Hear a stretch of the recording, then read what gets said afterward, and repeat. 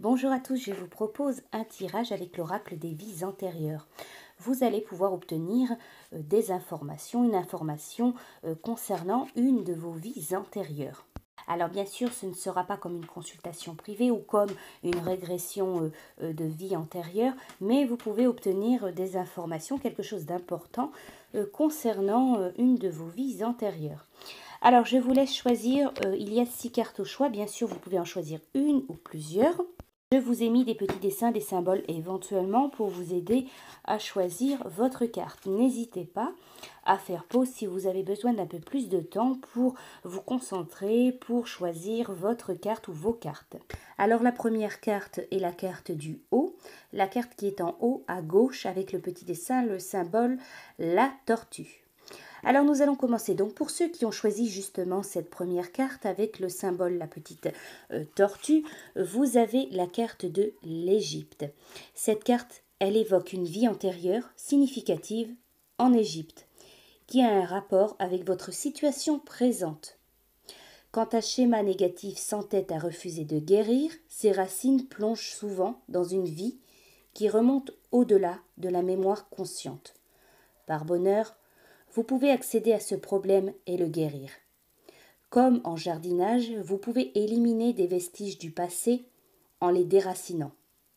Si vous êtes attiré par la culture égyptienne ou un voyage là-bas, c'est que vous avez très vraisemblablement eu une expérience positive lors de votre vie antérieure dans ce pays. Étudier les systèmes de croyances de l'Égypte vous permettrait peut-être de puiser dans vos souvenirs enfouis. La spiritualité égyptienne faisait beaucoup appel à l'astronomie et à l'astrologie. L'observation des étoiles peut donc aussi vous permettre d'aller au fond de vos visions et de vos souvenirs. En revanche, si l'idée de voyager en Égypte vous effraie ou que vous avez des sentiments négatifs par rapport à sa culture ou à sa spiritualité, vous souffrez peut-être de peur profondément ancrée en vous remontant à votre vie là-bas. C'est assez courant. De nombreux traumatismes trouvent leur origine en Égypte ancienne.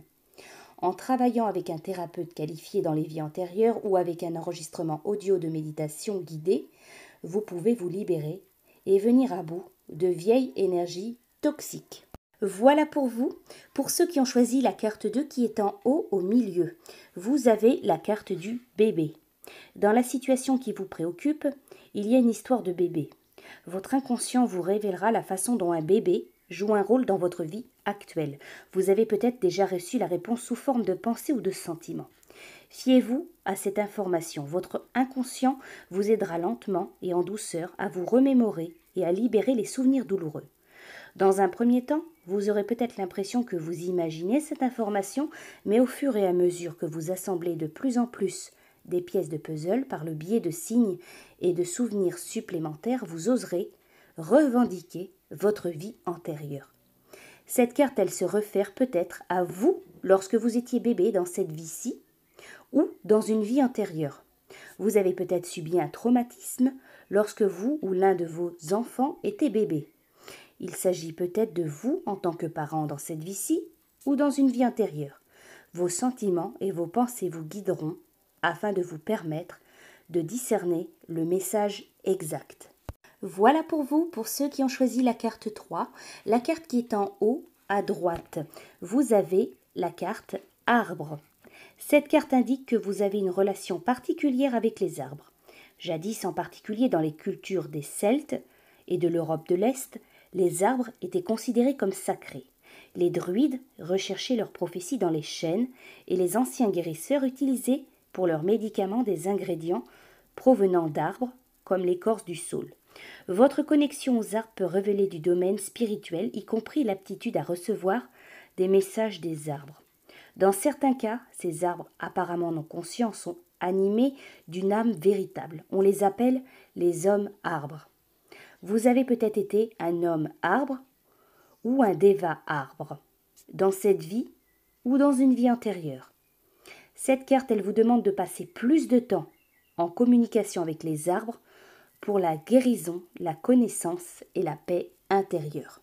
Voilà pour vous, pour ceux qui ont choisi la carte 4, qui est la carte en bas à gauche, c'est la carte biblique. Quand vous lisez des choses sur Jésus, Moïse ou d'autres personnages bibliques, vous savez qu'il ne s'agit que de la partie émergée de l'iceberg, parce que vous y étiez. Soit vous étiez un disciple de Jésus de Moïse, soit vous viviez en terre sainte. Vous avez peut-être également vécu en même temps que d'autres personnages bibliques. C'est pour cela que les interprétations religieuses traditionnelles de la Bible sonnent faux à vos oreilles. Vous savez dans votre cœur et votre âme ce qui s'est réellement passé.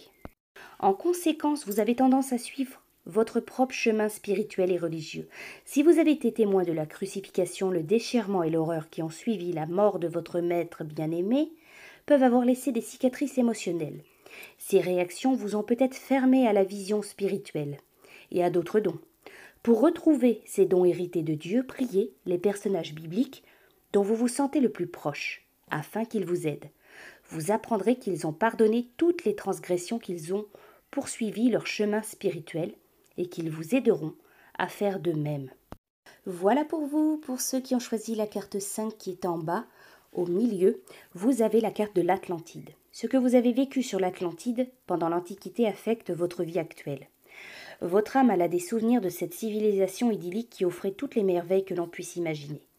Vous vous languissez de l'utopie dont vous vous souvenez inconsciemment et que vous savez possible dans le monde actuel.